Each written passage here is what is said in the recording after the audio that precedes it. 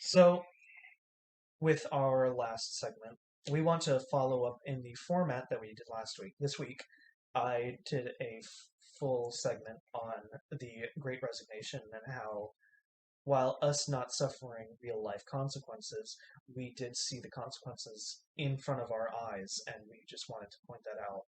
This week, we want to touch on a different topic in a similar format. So, Shiny, take it away. So the topic that I want to bring up is a phenomenon known as social atomization, which if you don't know what that is, think of an atom. An atom is an individual thing. It's just one piece in a larger puzzle that is everything.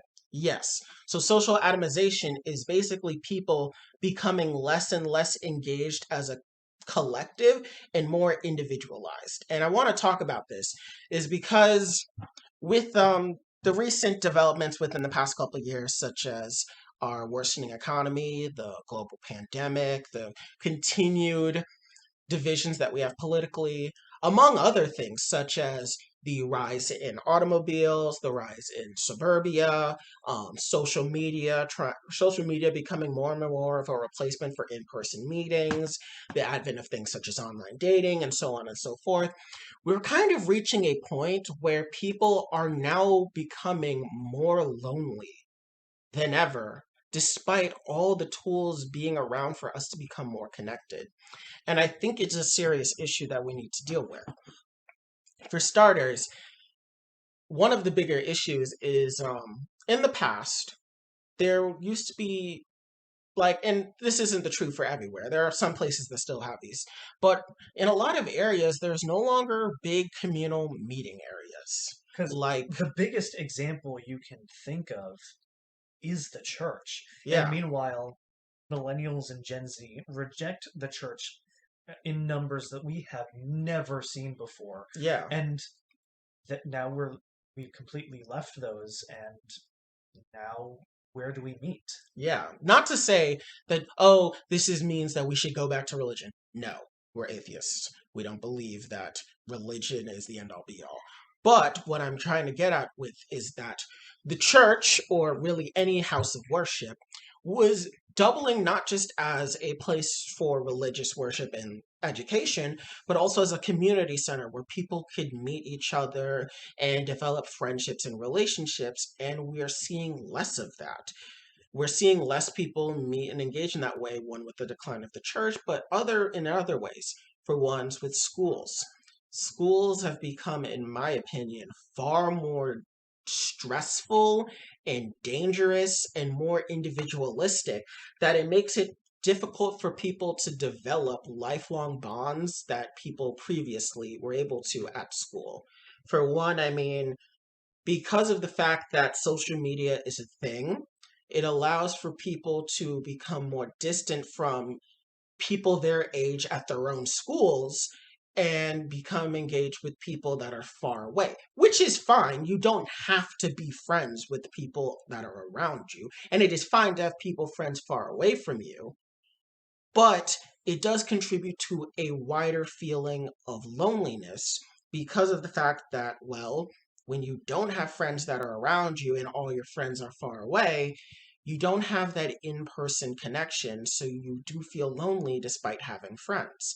And I feel that this is very true for younger people because of social media becoming an isolating factor, where you can kind of spend your hours just consuming different people's completely fabricated social lives and parasocially live through it, you kind of aren't having your own friendships. You kind of developed a relationship with this person that isn't a person, it's a character. And I feel that that has contributed more to social atomization because of the fact that these people that are parasocially connecting to people are usually rich. And because they are rich, they have money, they have access to different social groups, they have access to different forms of capital. And because of that fact, they actually they are less socially atomized in a very weird way Because they have money, that means they have access to travel, meaning they can go to places and meet people and they don't have to worry about the money that it involves, whether it be for gas or airfare or both, or how much money it takes to stay in a hotel, and so on and so forth. Those are things that the common person doesn't really get to really have access to because of how wages have been stifled, the cost of living has only increased, and the amount of wages that people have gotten have only stagnated, or the fact that things like gas prices have increased and so on and so forth. Or even just the fact of the matter that you can't walk places anymore, and public transportation in a lot of areas is either very poor or non existent. Yeah, like you can't even begin to talk about like the way that public infrastructure has been created in a way to prioritize driving a car as your main means of public transportation. Like you said, we can't walk places anymore. I can't walk 2 blocks away and go to do whatever I want to do for entertainment anymore. Like we don't have a Chuck E. Cheese or a bowling alley or a skating ring within 4 blocks of us. No, you have to get a car and you have to drive 15, 20 minutes. And while you're doing that, you realize that everyone around you is doing the same thing, which takes away another thing. Because you're in your cars, you are physically isolated from the other people in your neighborhood because you can't talk and drive. Please don't talk and drive, especially if you're trying to talk to another driver while driving. Please don't. But that makes the isolation that much more powerful. Because say if you're walking down the street, you see something happen, you could engage with another person on the street, and that is a level of social interaction that you can have. You don't have that in a car. In a car, you're by yourself or you're with the people that are already with you, but you don't get to engage with other people while you're driving. Meanwhile, if you're on the bus or you're riding your bike or you're walking, you have that. And so that's another way where we're dealing with social atomization is the fact that the ways we get from point A to point B in and of itself are isolating. Then you have to bring into the fact that, well, once you get from point A to point B, what is there to do in point B that you can do? Say you go to a bowling alley. That's fun, but you kind of need people to do bowling with, unless you want to do bowling by yourself. And because other people aren't really there to meet new people because they have their own isolated groups, it becomes harder to meet people. Now you can find online groups and that can help you, but sometimes you may not find that. So what do you do? Which in that specific example, you could hypothetically, like, assuming you have 3 friends who can make a bowling team with you, go to leagues and make it your one dedicated hobby, and thus you meet people through bowling leagues. But that means you have to dedicate every ounce of your personal hobbies and motivation to that thing. And But also money. money is also a big thing You have to dedicate a lot of money to that hobby. because entertainment is not cheap anymore. Exactly. Having a hobby isn't cheap Yeah. anymore. For example, like I'm into mini painting. People who are familiar with Warhammer 40K Or Dungeons and Dragons. are aware of how expensive miniatures and paints and constant maintenance of brushes are. It's an expensive hobby, but it is also a way to interact with people. But these communities are so insular and don't have an easy way to access them that we're really separated as a society. Yeah. Or let's say you're not looking for friends. Say you already have enough friends, but you're trying to find a romantic partner. Even that is difficult because, like I said, in the older days, people had a common meeting area, a common cultural center that you could go to, like a church, and people met partners there, or you met your partner through school, or you met your partner at, and like some type of meeting ground. Nowadays, it's more difficult to meet your partner through, well, traditional means because one, it costs money to go out to places all the time and try to shoot your shot to meet people. Two, the places where you can now encounter people are less places that people want to be approached. Like, if you've been around, you probably have heard how, and this is mainly speaking from a heteronormative perspective, but how cisgendered heterosexual guys approach women, whether they be heterosexual or not, or cisgender or not, they approach women at gyms, and how some women just don't want to be approached because they're at the gym to work out, or they approach them at like a grocery store, or they approach them at their job or whatever. And while those things have been happening for decades, I feel it happens more now because that's probably some of the only places that a lot of people do interact with Yeah. strangers. Like Like, I say you work your 9 to 5 job, you go home, and the only time you have to yourself, you kind of want to spend at home relaxing, and the only really time you get to go out and do things is when you're going out to get groceries or going to the gym or like going to place that some type of place that involves you spending money. That's probably one of the only places you really get to encounter people of your preferred attraction. And they may not be places that people want to be approached at. So then you have a hard time finding people that want to date. And yeah. now you may say, what about dating apps? Well, dating apps are inherently problematic for this reason because one, they are algorithm based. Dating apps incentivize you to pay them so you can go up in the algorithm so you can get matches with people. Thus, you're not actually on an equal playing field, especially if you are a guy seeking a girl. If you're a guy seeking a girl, then the algorithm very much works to your disadvantage. Even if you have a great profile, sometimes the fact of the matter is that you just didn't get any people swiping right on you, so the algorithm pushes you down, and so then no one is matching with you, and so you're kind of just sitting there by yourself wondering what's wrong with you. And because you don't have any other types of hobbies that you can afford to do that allows you to meet people, you feel lonely. And Yeah. that is another aspect of social atomization is the fact that you can't get a relationship because everything is so individualized, and the only areas where you feel you could meet people are very much expensive or rigged against you. Yeah, and I hate to say this because this is super reductive, but it's just a fact of the matter, and I'm probably going to offend some people by saying this. But if you don't find a partner in college, you are royally fucked. it is it is kind of difficult now to find partners outside of school because once you start working and you start working a job and you start getting into the routine of general adulthood, it is very hard to meet people to date.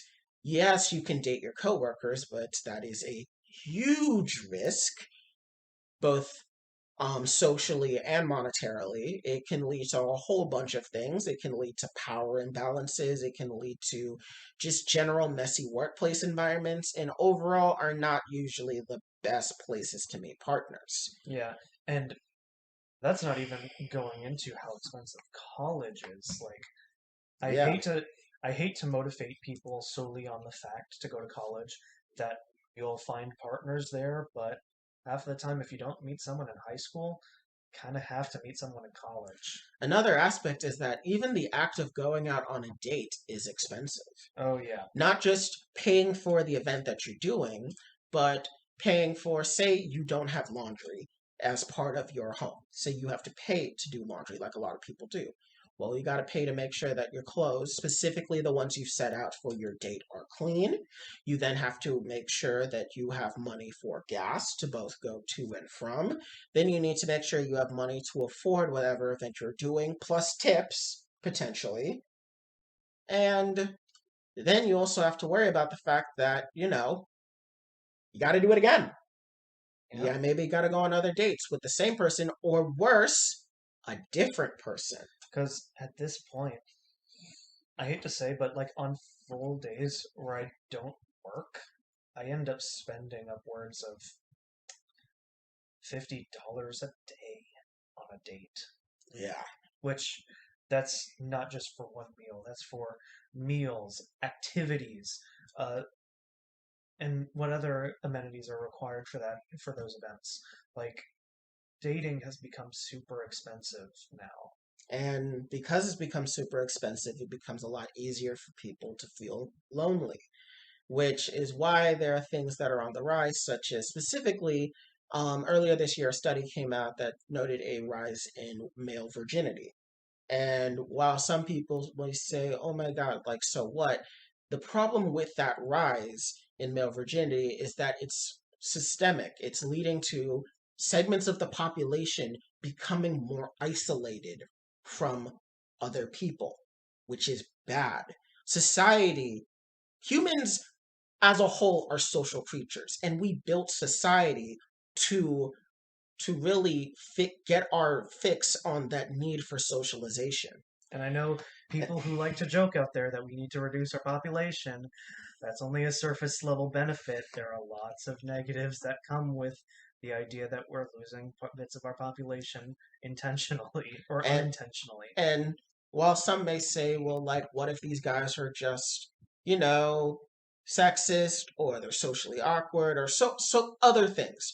Yes, these people may have a bunch of negative qualifiers that make them not likely to attract people. But it is unlikely that this 13% rise that we're seeing is entirely made up of people that are just bad, that have bad social acumen, whether it be they're just awkward and not personable or they are downright bigoted. I don't think that they could account for a full 13% rise Yeah. within the past couple of years. This clearly indicates that this is a problem affecting general people. And that's not good because humans, in addition to being social creatures, are sexual creatures. And for those people that are non asexual, or I should say, for those who are interested in sex, because asexual people can be interested in sex, for those people that are interested in sex and are currently wanting to have sex but are unable to, and they're dealing with the current issue of social atomization via all the different um, symptoms that we've talked about, these can lead to a general sense of people becoming unhappier. And when people become unhappier, you have a less driven society, and a less driven society becomes a less productive society, and that can make a society become that much more harmful. We talked about how we are seeing a backsliding in our democracy, and especially because of our past year. A real big reason as to why of that was everyone was isolated from each other because of the pandemic, which gave rise for people to become radicalized that much easier. Yeah, because with the pandemic, you can pretty much throw away everything we talked about dating apps and completely create brand new problems that come because of it, because people are not engaging with each other. Not to the point where we're socially atomized. We are completely isolated from every single group for like a year, and only now are we recovering that because of the perception that COVID is gone, which it is not. Yeah. And so, Obligatory COVID is real statement. yes, COVID is real. Please get vaccinated if you haven't. And if you have been vaccinated, please get your booster shot if you haven't. And please social distance still, just in case if you cannot get vaccinated for any medical reasons. Anyways, I was going to say because of the pandemic and how it led to people being isolated, which led to people becoming radicalized, that means that people, that meant that places got more dangerous. I will say, the fact that the January 6th insurrection happened, I believe, is firmly in part of the fact that people were so isolated, it led to people becoming so radicalized that when they did choose to leave, it was to commit violence. And I that energy has not gone away. I do personally think that if we were a less isolated society, we could avert large scale acts of violence like we saw because people would be more connected to each other. I mean, I personally think that the BLM protest would have still happened, and because of the fact the protests would still happen, there would inevitably be people that would turn them into riots. But even then, I feel those protests would have probably gone even more, they would have gone more smoothly if people were less isolated from each other. because people would be able to have more empathy for each other, because they'd be able to interact with people and learn people's perspective more, because they are actually engaging with the people around them, engaging with people in their neighborhoods, and not seeing them as caricatures that that propaganda shows them as. Yeah. And so, I mean, I think this is what I really just wanted to get at with all this is just that if you do feel that it's harder now than it was before to date or make friends or meet new people, or just harder to feel happier because you feel alone, I just want to tell you that it's not just you. It is something that is happening and it is hurting a lot of people. And you're not alone or wrong or crazy for having that feeling. It is a very real thing that's happening. And you aren't suffering alone. There are other people going through it. But that should also let you know that your desire to go out and meet new people is also reciprocated. There are other people that are just as determined as you to want to go and meet new people, and that you shouldn't give up. Despite everything I just said, you shouldn't give up because that means there are still people out there that want to meet you. They want to meet people like you and hang out with you and potentially form relationships that may last from maybe on each other. Don't give up on society, despite how bleak things are looking, despite how isolated we are becoming. Learning that these things are happening is only one step in understanding the problem and finding ways to fix it. Yeah. And again, I know we talked about. I know that our segment on U.S. democracy's status was doomer fuel, but I think that I want the biggest message of our podcast to be anti-doomerism. Yeah. We cannot be doomer about the bleak things that are happening in society. And for those of you who suffer from social atomization, I want to say, please find people in your family.